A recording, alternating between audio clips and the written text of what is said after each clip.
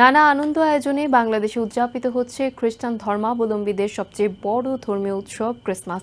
বুধবার সকাল থেকেই রাজধানীর গির্জাগুলোতে বিশ্বে শান্তি কামনায় আয়োজিত হয় বিশেষ প্রার্থনা।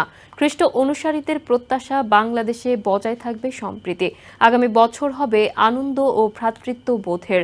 এদিকে ক্রিসমাস উপলক্ষে বঙ্গভবনে খ্রিস্টান সম্প্রদায় সহ বাংলাদেশে অবস্থিত বিভিন্ন দেশের কূটনীতিকদের সাথে শুভেচ্ছা বিনিময় করেন রাষ্ট্রপতি মোহাম্মদ শাহাবুদ্দিন।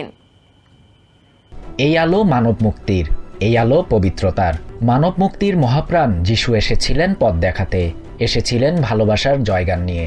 তাই তার জন্মদিনে সুরে সুরে স্তুতিগান ভক্তকুলের কণ্ঠে। প্রতি বছরের মতো এবারও ক্রিসমাসের আনুষ্ঠানিকতা শুরু হয় ফাদারের বয়ান আর প্রার্থনার মধ্য দিয়ে। যিশু খ্রিস্টের অনুসারীরা মনে করেন পৃথিবীতে প্রভু যিশুর আগমন ঘটে মানুষকে পাপ থেকে মুক্ত করে স্বর্গের দুয়ারে পৌঁছে দিতে।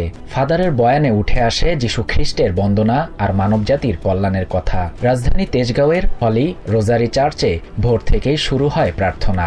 ভোরে কম থাকলেও সকাল ৯টার প্রার্থনায় ভক্তদের অংশগ্রহণে কানায় কানায় ভরে যায় গোটা চার্চ। এমন একটি সময় ক্রিসমাস পালিত হচ্ছে যখন যিশুর জন্মভূমি প্যালেস্টাইন রক্তাক্ত, হত্যা করা হচ্ছে হাজার হাজার নিরীহ মানুষদের। তাই যুদ্ধ থামিয়ে শান্তির আহ্বান যাজকের কণ্ঠে। প্রার্থনা করা হয় সব ধর্মবর্ণের মানুষের মঙ্গলের জন্য।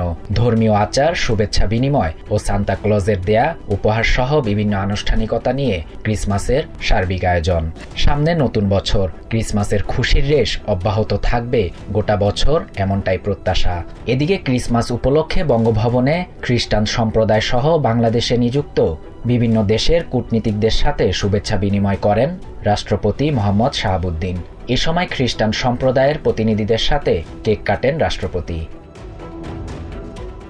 আমন্ত্রিত অতিথিদের উদ্দেশ্যে দেয়া বক্তব্যে রাষ্ট্রপতি মোহাম্মদ শাহাবুদ্দিন বলেন, যিশু খ্রিস্টের শিক্ষা জীবনে চলার পথে প্রতিষ্ঠিত করতে পারলে শান্তি প্রতিষ্ঠার পথ সুগম হবে।